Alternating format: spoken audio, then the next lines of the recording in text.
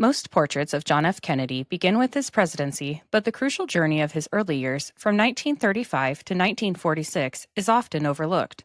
How did a young man plagued by illness, intense family pressure, and his own rebellious streak develop the strategic acumen to become a world leader?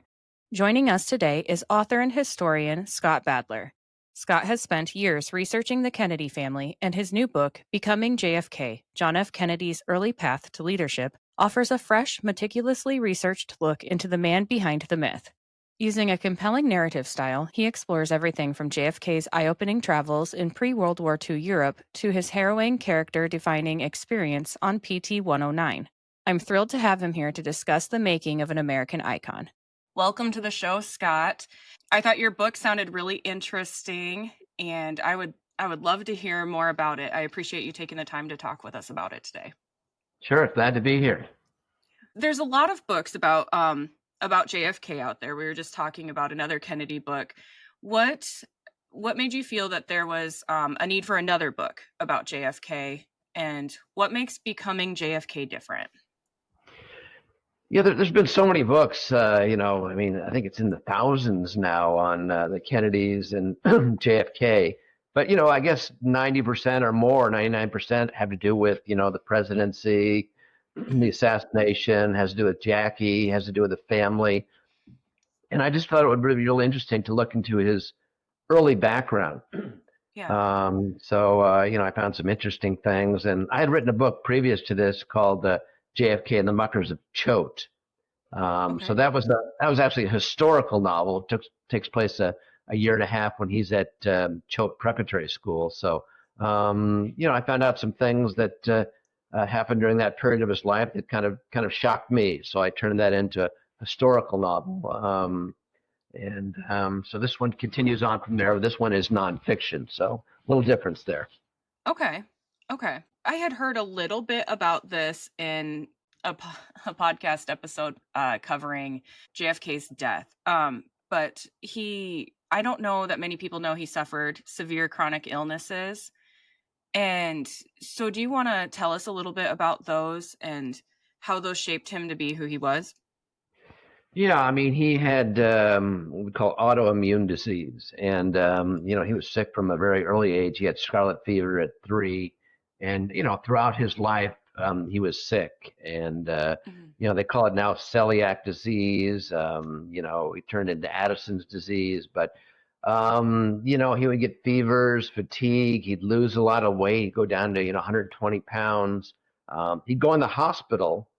And he'd be there for 3 or 4 days. He stopped at the Mayo Clinic, several times, and they never could sort of figure out what was wrong with him. And after being in incredible pain and just, the interesting thing, what happens with this sort of disease is it just sort of cures itself for a few days. Then all of a sudden he's healthy. He's raring to go. It's sort of an amazing thing. But still, I admire him for the persistence that he showed at all these health problems. He was getting ready to go to travel around Europe, and he really had a bad case of fatigue and losing a lot of weight.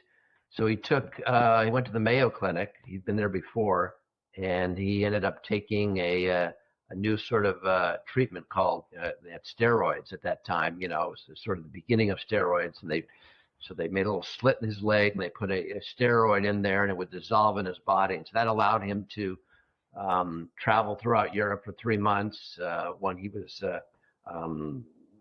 trying to develop his thesis for Harvard, as well as be the eyes and ears of his father. Then also he took them, when he was in World War II. Otherwise, I don't know how he could cope. But there was a bad side to that. It sort of led to they didn't realize the side effects. So there was apparently some osteoporosis, some degeneration of his spine, and we all know how Kennedy had terrible back problems. Yeah. I guess I knew that he had back issues. Did he have to wear a brace? He I think did. I came across that unfortunately with his death, how is that why he was kind of sitting up? Was the Yeah. It's a second, I don't want to get into that too much, but if he wasn't wearing that brace, he would have slumped over, and yeah. But yeah, he did have back problems, and I don't know how he handled the being on the PT, riding over the waves and bouncing up and down, but he had terrible back problems. Yeah. Yeah. I mean, this had to have made him a stronger leader, I would think. I feel like sometimes almost when you're in pain or have to overcome things, it makes you a better leader. What doesn't kill you makes you stronger, I guess, as Right. the old saying goes. And, I think that's true. I mean, I see his incredible struggles,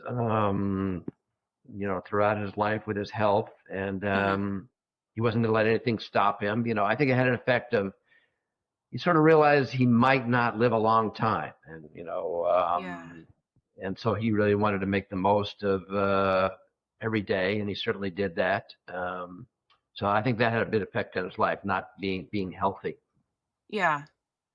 How did that, affect his family dynamics? I feel like a lot of his family, they were all kinda go-getters, wanted to be really successful. Did that make him a little bit different from his family? Hmm. At the very beginning, he sort of took second place to his brother Joe. Yeah. Brother Joe was the older brother, and the father had tapped him to be president, and so Jack sort of hung around in the background. Um, Actually, it's sort of interesting. I didn't, when I became interested in young Kennedy, I didn't realize that he had, gone into therapy when he was at Choate. So think of Jack Oh. Kennedy and seeing a therapist was, something. He was having a sort of a difficult time at Choate. He was lazy, wasn't doing anything. He kind of led an insurrection. He was kicked out of school. They brought him back. But he ended up saying a couple of sessions with a therapist, and it came out that he felt he couldn't compete with his brother Joe. He didn't feel like he was as smart. Joe was bigger, stronger, was a sort of a star Yeah. athlete. So Jack decided, well, I can't compete with him. I'm going to opt out of competition. And Yeah. so he didn't do his best work, didn't do anything special. And I think after high school, um, preparatory school, he realized, that wasn't going to work out. And so he went full bore ahead from there. Um, not sure, he and his brother were competitive in every arena. I mean, they went after each Mhm. other's girlfriends, playing sports, everything. They were competitive and, it made each other better. Yeah, right. Which, yeah, that can be positive as well too. My little brother and I are competitive also, and I didn't realize being the older sister that I was in competition with my brother. He was 2 Hmm. years younger, so he'd be like, "Well, I got a better grade than you did in this class." And it was like, "That was 2 years ago. I didn't know I was competing with you 2 years ago." So, Yeah. Hmm. That's interesting. but Yeah. yeah, so now I just know it's always a competition. Yeah. But, yes, it does make you do better if you, um, have someone kind of poking at you, like, Right. you know Make yeah. you do your best work. Yeah. And I think it Yeah, really helped JFK really move ahead after he understood what he had to do. Yeah. yeah, yeah. And at this time, I know a lot of healthcare, things were a little bit of a stigma, so was that a pretty big step for him to go to therapy and talk those Well, I issues don't think out? I don't. It's not anything known about whether he had some resistance to it. But I sort of look at it. He was a very curious guy. Yeah, So it was a matter of his high school principal and his father suggested it, and there's going to be some sort of teenage, I guess, resistance. But I think he looked at it as being very curious. This might be interesting to talk with this guy and see what he has to say. Well, I'll try it. See what yeah, happens. So I don't think there was actually that much resistance to it. yeah. Okay, that makes sense. I mean, why not if it's gonna help you and yeah. So what is the biggest misconception most people have about young John F. Kennedy? Let's see. Yeah, there's been a lot of mythology about Kennedy. Um, we sort of make him perfect. And, I read more about him and study him and realize, he has his failings like everybody else. I mean, he was a cheapskate. So that's Yeah. one thing you wouldn't expect to Really. kind of think, Uh-huh. what, the family is rich and everything, but he kind of got that from his father. He didn't have a kind of a lot of empathy for other people. He was a Okay. privileged youth and he's kind of narcissistic. So those are a couple of things. I think myth about him that kind of survives today is that we talked about his brother, but people always say, you mentioned the two brothers, and people say, well, once Joe died, he was going to be the next president of the United States. Then it was up to Jack. And Yeah. my view is that Jack had already passed his brother by the time Joe had died in the plane crash in World War II. And it Right. seems to me there's a lot of evidence for it. One is that he had written a book, Why England Slept. Joe had never written a book. He was a war hero. We can talk more about that later. There's some myths involving that too. But Okay. even his father relied on him for advice. Oh, When he, really? yeah, yeah, um, and he sort of realized Jack had better sort of personal skills. Right on the eve of World War II, Hmm. Britain had just declared war on Germany, and a British cruiser, went down with a number of American passengers aboard. But some were saved, and they were sent to Scotland. And Okay. so his first diplomatic mission, his father was the ambassador to England, sent him to Yeah. Scotland to kind of handle the situation, to calm their fears, to arrange transportation back home, because they were afraid. They wanted American ships to protect them as they went back to the United States, and they were very afraid. So he didn't send Joe, who was a hothead. He sent Jack to Oh. handle it. He's 22 years Yeah. old at the time. And let's say something else. 1940, Jack was actually out at Stanford, and the ambassador came to California and told Jack, "I'm getting ready to resign as ambassador." Uh-huh. He was very low. People didn't think much. He was an appeaser. He wanted to appease Hitler. Didn't want to have the U.S. go into World War II at all. Hmm. He comes to California and he tells Joe he's going to resign, but he wants Jack to improve his situation with the American public, to write some memos, to write some articles. And Okay. Jack gives him a lot of advice. He says, you got to nip this appeasement in the bud. So he comes to Jack, not Joe, for help in this endeavor. And he Yeah. actually asked him to write his memoirs, which Jack said, I'm not getting involved in that. But Oh, really? Mhm. Was he afraid of stepping on his brother's toes by doing certain things, or did he just not want to do them? No, he didn't want to get involved in writing memoirs. He was ready Okay. to sort of go on his own life, and that would have been a real boondoggle and taken a lot of time. So, Hmm. his father asked him to do something, he's going to do it. He sent him, Yeah. uh, to be his eyes and ears as he traveled out throughout Europe in 1939. So he was Yeah. on his own at that time. Okay. So, with the military, were Joe Jr. and Jack together a lot of the time? Um, no, they were separate? Or Yeah. okay. Yeah. Joe was in Europe, or, actually stationed in England. Mhm. He was a pilot leading these bombing missions over Germany. Jack was in the Pacific, Solomon Islands, so they Okay. did, didn't see each other at all during the war. Oh, okay. Okay. Yeah, yeah, Yeah. Interesting. So what you mentioned that Joe Jr. was looked at as kind of a war hero, but there what well, not Joe Jr. Jack Oh, I'm was. sorry. Jack was. Yeah, Okay. hero. But Yeah. there's some myth involved that too. I mean, actually, he was a skipper of a PT boat, the PT 109, which is kind of legendary at this point. But Okay. he was he was in one battle, and before the Japanese cruiser cut the ship in half, he wasn't. The men weren't on alert. He didn't have all his engines running, and Okay.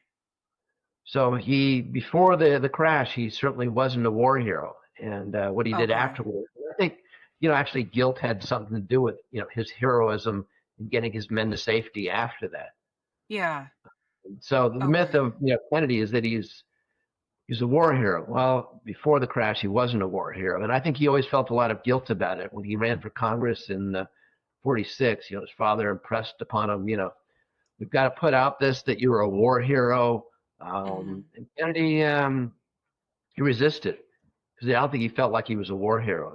Two of his men Yeah. died, and he wasn't. Men weren't alert.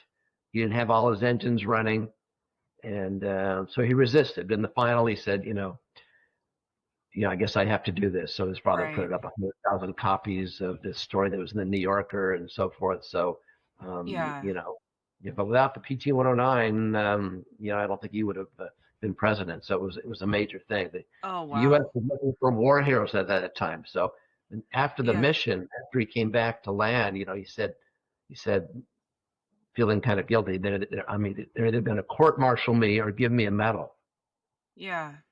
So, that gives you a Oh, sense of how he felt about it, the mixed feelings he had it. And of course, they gave him medals and. yeah. If they were on alert and all the engines were going, do you think that could have the entire situation could have been prevented? It's possible. It still would have been tough. He had like Mhm. 15 seconds. It takes a while to get those engines up. He would have had a chance. He would have had a Okay. chance, and we'll never know. But he should have. He should have had his engines running. A recent memo came out that 1946 he made a summary of the event, and we didn't know Yeah. at that time that he was aware at 12 midnight the Japanese ships were in the area, and the crash Oh. came at 2:30. So that's only recent that we came to know that he knew there were Japanese ships in the area, and Oh, he still didn't, um, you know, have all his engines going. So it's interesting yeah. why he only has one engine going. Yeah. Um, couple of, why would he do that? Why would you only have one engine going? Well, a couple of weeks prior to the PT 109 going down, these Japanese float planes would target them. Now, PT boats only went out at night because it was safer. But if you Okay. had all three of your engines going, there would be this wake, this phosphorescent wake, and Okay. it's you know, and the Japanese planes could see that, and then know there was a PT boat there. So he got hit a couple times. He had men who were injured, you know, and it came very close to being destroyed. And so he made a decision. Some of the other PT boat skippers did it too, of just when they were idling, Uh-huh. which he was at the time the PT 109 was destroyed, to just have one engine going. Okay. Um, so that was a decision that turned out to be have mixed results. But I think if he'd gone back again, he realized he would have you had to have all three engines going. There were no Japanese float planes that night. They were trying to intercept a Japanese convoy. So Okay. Okay. So the memo you mentioned, is that part of the recent release of the JFK files that the administration has done, or is that no, separate? that has to do with the assassination. So Okay. this is something completely different. But it was Okay. found uncovered deep in the bowels of the JFK library. No one had seen it Okay. before. It's interesting. Yeah. Yeah. So people are still looking into the family separately from the assassination then, just out of interest?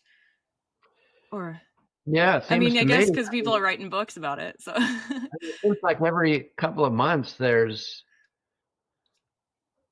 something, a new angle or a new book on the cat. I mean, every couple of months. I mean, a couple of months yeah. ago, the last 2 months, or 3 months. What is his name? Randy Terrera Borelli. Wrote a book on JFK. There's one that came out on JFK Jr. People are never satisfied. There's a new Netflix Yeah. coming out very shortly, a series on the Kennedy. So people never seem to get tired of the Kennedys and what they're doing and what they're up to, and Yeah. JFK. It's amazing how the longevity. I mean, for me, People Magazine picked up, and did a story about my book. So people Yeah. never seem to get tired of the Kennedys, so far Right. anyway. Yeah. Yeah. It's because I wasn't alive for JFK, but I do remember JFK Jr. disappearing over the Bermuda Triangle, and I was young and I'm like then I became fascinated with the Bermuda Triangle, and Hmm. and they haven't really found anything else out about that, have they? I mean, it seems pretty clear cut that there's something happens. You kind of lose your. I'm not a aeronautical expert, but you sort of lose your bearings, and you don't realize where you're going, and he just lost his way. And I don't think that's one there's never been any, at least I haven't heard any, maybe you have, that there's been any sort of conspiracy involving that. Have you heard of any? No, No, no, but that just one, oh, you know yeah, we take it as what maybe. happened, that he lost his way, and pilot, inexperience, and very sad. Hmm. Yeah, yeah. It's maybe I've heard you hear some wild stuff out there, but never anything to stick on what Right, happened to him. right. So yeah, yeah, it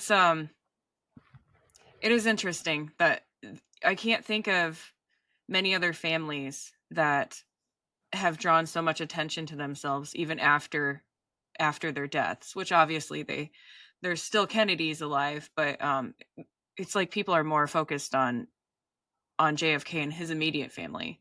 Yeah, I think it's just a combination of you know, he was so beautiful looking, had a beautiful wife, beautiful kids. He had such, charisma, and he's Yeah. frozen in time. He's frozen in time, and that's why I wanted to kind of look at his young life. I mean, to see, I discovered that, that even, it's hard to imagine JFK being, in lockup, and that's where I start this book, is that he and Joe go out to Martha's Vineyard, and they're involved in races, and things sort of Yeah. happen. A party they have gets out of control, and to think of JFK in jail was kind of I would say enlightening, but you don't expect to see that. Like, you don't think of him being in therapy or leading an Yeah. insurrection against the school administration. So the young life of Jack seemed very interesting, and also being out on a ranch, being on a kind of a dude ranch in Arizona,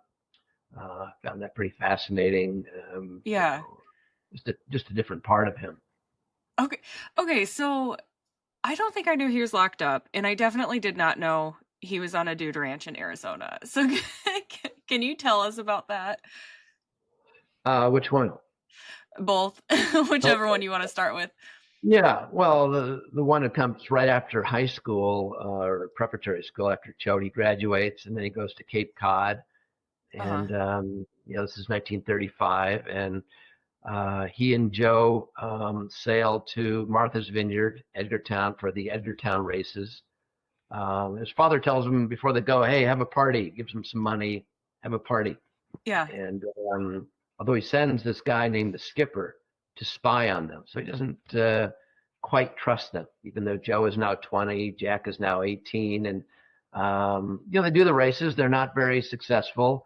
At one point, the first race, Joe is the lead skipper, and then the next Hmm. day, Jack is. Jack actually has a better time when he's the skipper, and they have a party, and gets out of control. And Joe's the older brother, so it's really up to him Yeah.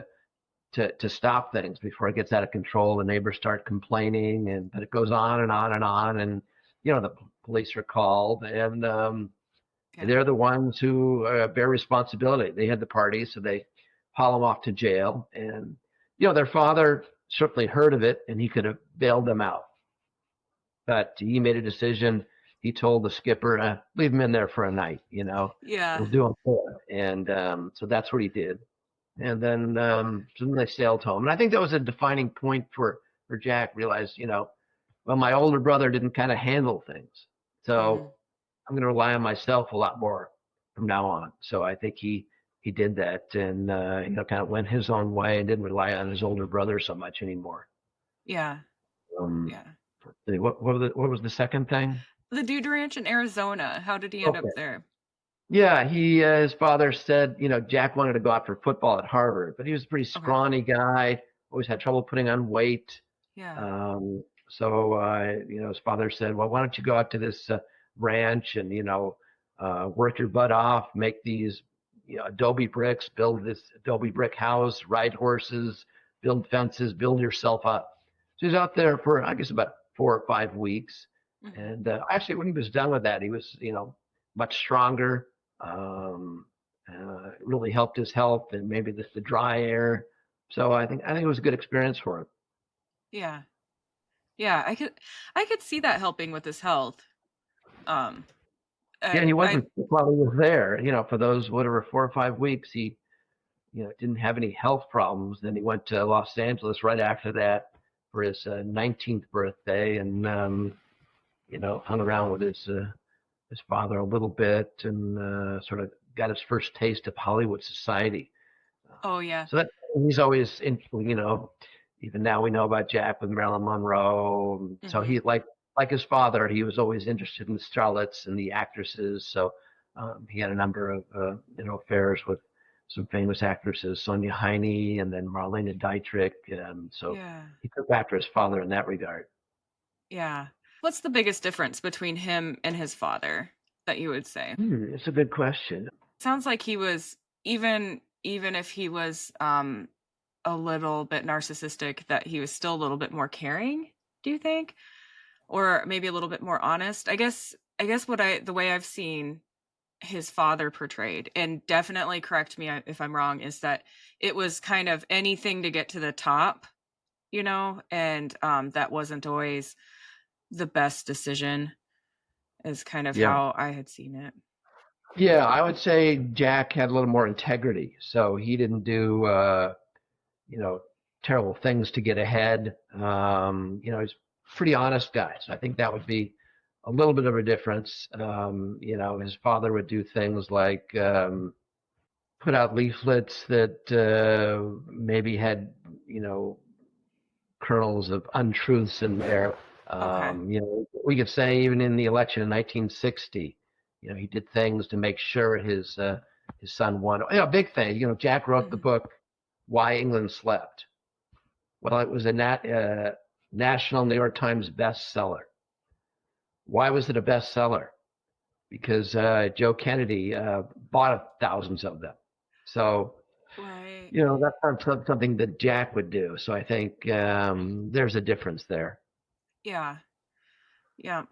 And um I guess uh, was was there hate towards Catholics um when Joe was a politician, and that did that kind of fade by the time JFK entered into the political arena, or was that still a battle? Well, he ran for Congress in, where there were a lot of Catholics in Massachusetts, but there was certainly a lot Uh-huh. of anti-Catholic sentiment, and we see that in, he was the first Catholic president, so we see that. I mean, actually, the Kennedys, they moved from the Boston area, Brookline, because they felt all this sentiment against them, and even when they moved down a place called it's in the South Shore of Boston called Situate. They wouldn't allow Joe Kennedy to join the country club. So there was still a lot of Catholic sentiment then, and Mhm. it's something that JFK had to deal with. He did a major speech during the campaign of 1960, um, facing that issue head on. But Yeah. there has been a lot of Catholic sentiment. We don't hear about that much anymore, but No. there's at No. that time. Sorry to interrupt. I just wanted to tell you about my sponsors real quick. Sometimes I get on a roll cleaning or gardening, and I need a boost but don't have time for a meal. Big Fork Brand's pork jerky is the perfect choice to keep my momentum, offering high protein snacks for on the go energy boosts. Not only do they offer pork jerky, but they also make pork sticks, bacon sausage, bacon hot dogs, and burger and hot dog sauces. Products come in a variety of delicious flavors, including Thai green curry and maple and brown sugar for the meat options, and gangster and Chicago fire for the sauces. I personally think the original flavor of the pork jerky hits just right after tackling a big chore. It's a little salty and very flavorful. My discount code gives you 20% off your entire order, and it's currently the best deal available. Just visit bigforkbrands.com and enter in my promo code JADE, that's JADE, at checkout. Are you looking for a gift for a music lover, or maybe some apparel to show off your quirky side? Old Glory has you covered. With over 300,000 officially licensed items covering music, sports, entertainment, and pop culture, you're guaranteed to find the perfect item. They even have seasonal gear. My husband enjoys the Beatles and Led Zeppelin apparel, and I love the Billy Idol apparel. I even found items for my fellow plant enthusiasts. This family-owned superstore is known for their quality and customer service, offers free standard shipping on all orders, and orders are shipped the same day you purchase.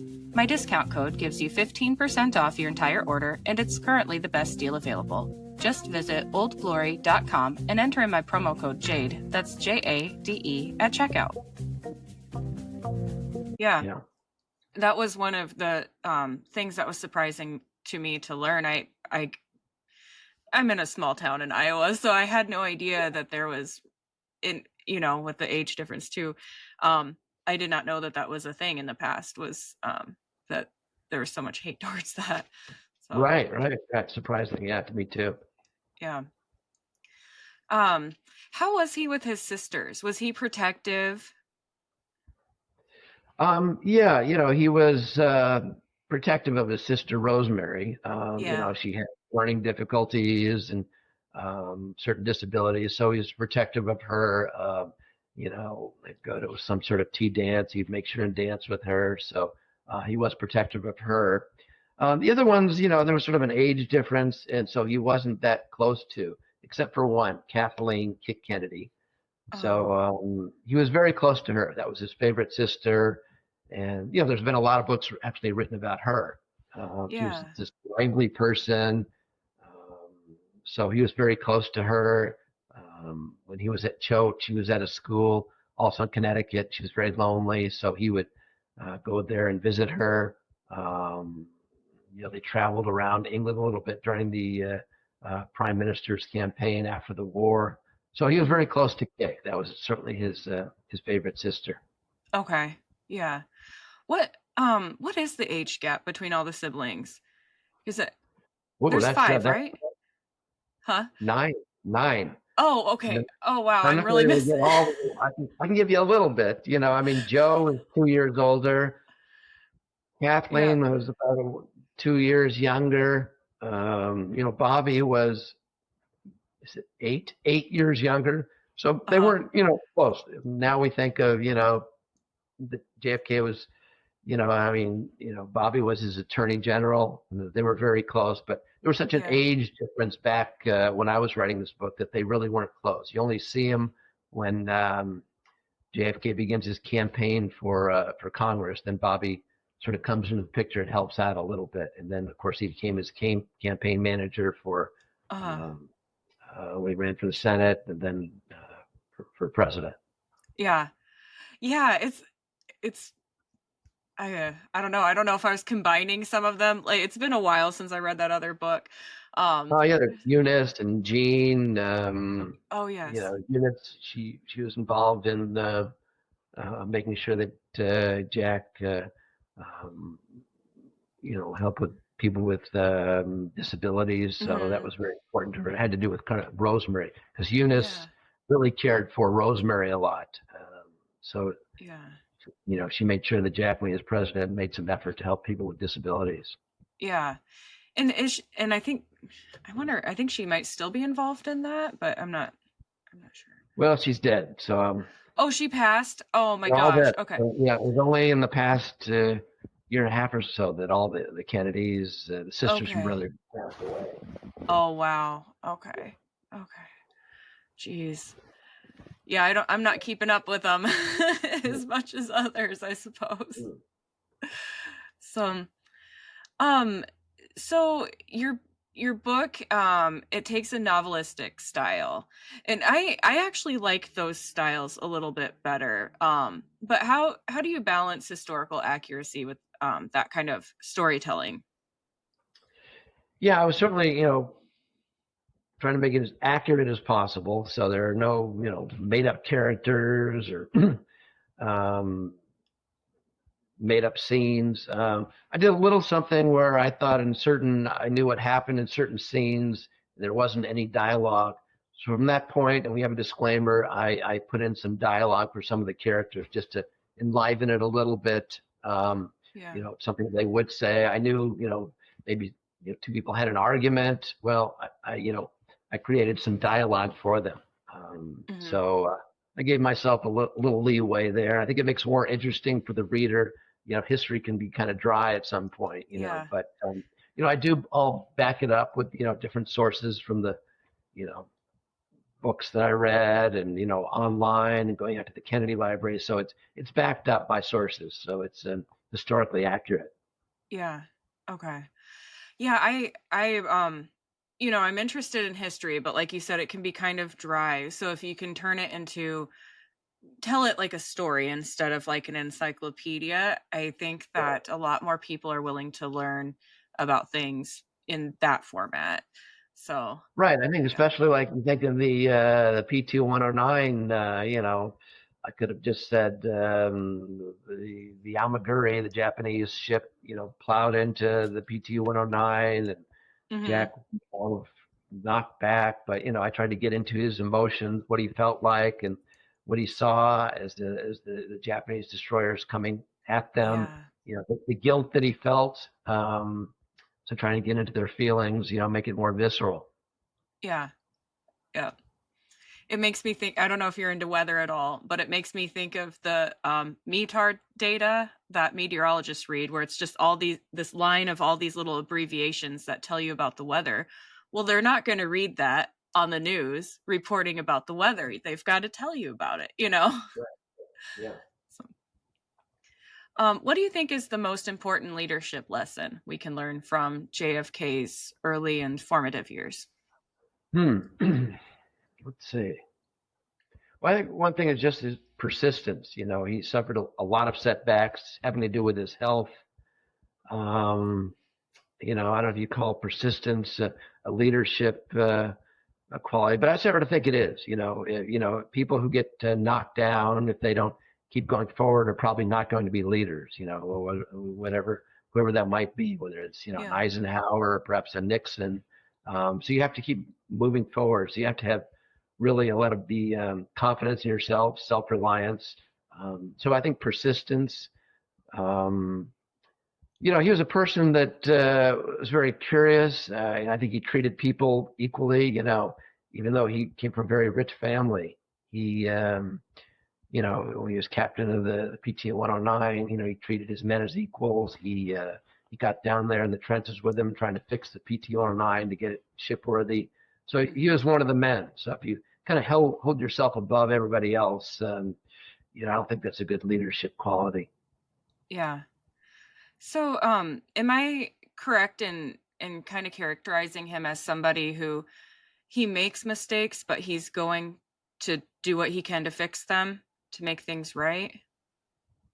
Yeah, I think that's true. We can see that he realized he made some mistakes. Before the PT 109 was destroyed, and I think that led to his heroism. Even when help was on the way, he still went out in the middle of the ocean with the sharks and barracuda and the swirling tides, and he went out anyway um, to take the chance that maybe help wouldn't get him would find them. So he went out Yeah. anyway. So he went above and beyond the call of duty. Yeah. Yeah. That's that description of swimming, it just creeps me out. Yeah, I I mean, that know. would be scary to swim out there with all that. I know So, you can't see anything. You don't know. He was afraid that actually the American, gunboats might shoot him down if he mhm. called for help. So it was, you know, but Yeah. he persevered. Yeah. I mean, I guess we kind of touched it, but why is it important to include the flawed parts of his story? Yeah, I just wanted to give a balance. Yeah. He's mythologized as this sort of, semi-perfect human being, although Hmm. we do know about his womanizing. But, Right. I think it's important to see that, he had feelings like the rest of us, that he was, like I said, he was pretty, um, he's kind of a cheapskate, that he was a little narcissistic. So, let's see the whole balance of JFK and not just, mythologize him as this perfect person who was cut down in the middle of life. Um, Yeah. I think it's important to see the whole balance of the person. And, actually, I made me kind of appreciate him more just seeing the whole picture. Yeah. Yeah, I think that it makes him more real. It's easier for people to connect with someone like that. It probably humanizes him more than other writings that just write about all the positive things about him. Right, right, right. So, And there's some what great was pictures in the book too. oh, really? That's one thing that there's some very rare pictures of him. One is a picture of him when he's 17 years old, and he's at a zoo in Florida. Uh-huh. And his sister Rosemary's in the background. He's in his underwear, and he's holding a python. Oh, And it's an really? incredible picture. So we included that. Him juggling when he's taking traveling through Nazi Germany. Some just some candid photos that you don't normally see. I think Yeah. really adds to the book. Yeah. And did you access those from the Kennedy Library? Some of them are Okay. Getty owns them, so some are from the library. So a variety of sources we found them. Yeah. Yeah. I've never been to the Kennedy Library, so I'm kind of curious as to I don't even know how big it is. It's big. It's big. I don't know if it's the biggest presidential library, but Mhm. that's one thing that I won't say made it easy for me, but the documentation, and of course, he was a great letter writer, and the Kennedys were great letter writers. So Yeah. there's just this, endless array of letters that, and they still keep releasing them. They want to keep his name Okay. alive. But, every once in a while they'll release a new cache of letters that he wrote or some new materials. Yeah. And there's a great correspondence between him and Lem Billings, which is, it's important, I think, mention Lem Billings. He met Lem when he was at Choate, Okay. and that became his best friend for life. He had a room at the White House, and Lem was gay. He certainly didn't come out, but he made overtures to Jack. He was kind of in love with Jack, and he Uh-huh. made overtures to Jack about some sort of a sexual thing. Uh, you know, Credit to Jack. He might someone lesser might have said, I can't handle Yeah. hang around with one with this different orientation, but he stuck with him, and they were like I say best friends for life. Wow. Yeah, I didn't know that either, that part about it. Yeah. Um his now his mother was she did she keep a diary and didn't she write wasn't she the one that wrote like a ton of letters, like always keeping in touch with her kids or no? No, she really didn't. She really didn't write too many Okay. letters at all.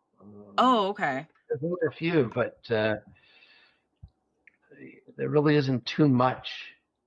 The father wrote a bunch. Jack wrote a lot. Um, Joe Jr. wrote some. Kick wrote some. The sisters did. Yeah, she was a very distant mother. And I think that had a big effect on him. Mhm. His relationships with them were sort of one-dimensional, usually, involving sex. So I think her distance had that effect on him. So Yeah. she wasn't very, she didn't touch him at all. She wasn't a really close mother. Yeah. It's which is interesting because she has so many kids. But Am I remembering this correctly? She wanted to go to school and ended up not going, and then and kind of got married and settled down instead of kind of going out and um making something of herself first. Yeah, I think that's true. I think she graduated from high school. Mhm. Certainly didn't go to college. I don't think. I can't, not 100% sure, but she met the father, the patriarch, and then kids started happening, and that's how it went in those days. It one after Yeah. the other, one after the other. So um, yeah, that certainly affected maybe her. Well, in those days, a woman, it's sort of one job was to be a mother, and so it changed a lot since then. Yeah. And did she focus a lot of attention on Rosemary and maybe neglect some of the other children, or just kind of like that with all the kids? I think pretty much that with all the kids. I don't know if she was Yeah. sort of overwhelmed, with 9 kids and all the tasks she had to do. She would Yeah. always have notes pinned to her about, what to buy at the store. But in terms Really? of really feeling with the kids and, touching them and paying attention, um, she didn't do much of that. She was a very distant mother. Yeah. I could see how that would turn JFK into kind of a womanizer, just for the yeah, Different with having a each woman in kid, your life. does it different. Bobby certainly wasn't that way. Yeah. Joe took after his father. So, kids are affected in different ways by that. Yeah. Right. What was your favorite chapter to write? Do you Hmm. have one? I think his travels through Europe, it's on the eve of World War II. Mhm. He's just traveling on his own, starting from England, and he makes his way to France, and then, he goes through Nazi Germany. He goes through Italy. He sees Mussolini speak. He goes to Nuremberg, and they're getting ready. He's there a few days before the Nuremberg rally, which Hitler has once a year. And the town is just taken over by raving Nazis. They were going to stay for the Nuremberg rallies, but they decided not to. Um, in one other event, he's with a couple of friends, and they're driving in Munich, and Okay. they stop at a statue of this guy who became a Nazi martyr. He killed a communist instead of trying him for that. Hitler had him made a martyr, and they did a statue for him. So they're driving past the statue, and they stop to take a look at it. And all of a sudden, there's this Nazi mob surrounding them. They can't figure what are they doing? What's the matter? What have we done? And they Mhm. start throwing rocks at them and going after the car. And they had to get out of there in a hurry. But the reason was the car they were driving had English license plates. And, Germany and, Britain were getting close to being war and to going to war. And, the Nazis hated the Brits. And Yeah. so that's when they did that. So the war part, P219 is interesting. His affair with Inga Arvad is pretty interesting. She had interviewed Hitler, and she came to the U.S. and they had this affair, and the FBI started tailing them, and JFK was in the service at that point, so they got him away from her. But that was his, I think the major love of his life may have been, she provided this maternal aspect that he didn't get from his mother. She was very smart and Mhm. beautiful. So that chapter was pretty interesting. Yeah.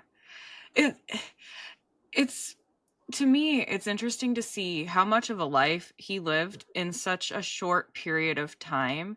And I think that can be like a generational thing. And I'm not trying to bash any other generations, but it almost seems like with each generation we're doing less and less Hmm. in our young adulthood.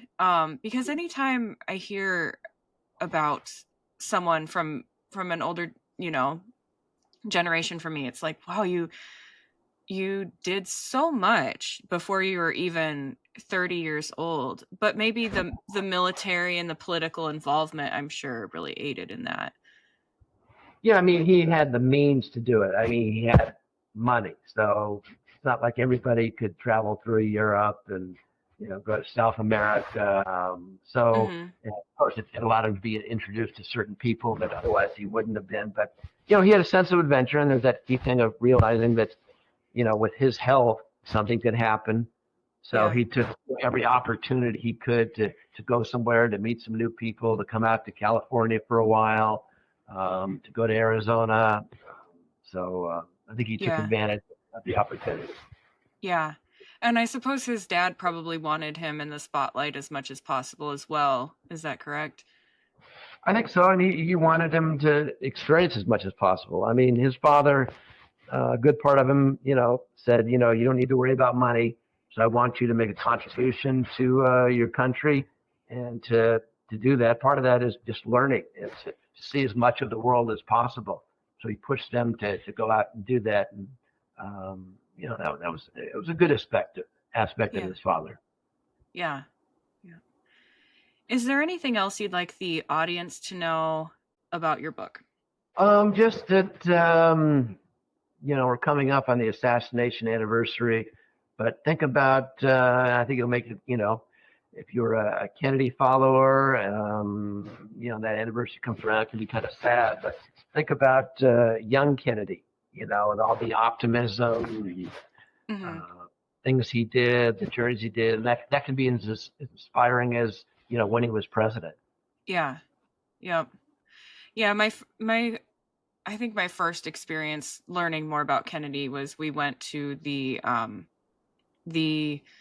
book what was that called? The hill, the grassy knoll, in Or Dallas what, for school. Dallas, Dallas, yeah. Yeah. Yeah, and I mean, yeah, there's a lot of stuff that you hear like but when you actually look into his life a little bit deeper, it's hard not to get sucked in, whether it's his adulthood or his childhood. For some reason, it's just so interesting. Yeah, so varied. So many experiences. Like I say, so much packed into. I just do it. It's from 18 to 29, but Okay. certainly a lot happens in that period of time. So, Yeah. Yeah. fascinating. All right. Well, I like that your book is behind you. Yeah, Where there's the can cover right there. Yeah, I Yeah. like that cover too. Where can everyone find it at? Certainly, you can see the links on my website, scottbadler.net, or Okay. it's available through Amazon. The libraries are really stocking it now. Good. And, there's still bookstores around. So, Mhm. Barnes and Noble, I understand, has it, and other independent bookstores have it also. Good. I love Barnes and Noble, so I will look for it when I'm there. And I will make sure to include the link to your website in the show notes so everyone can check your book out. Okay, that sounds great. It's great talking with you, Samantha. You too. I really appreciate it.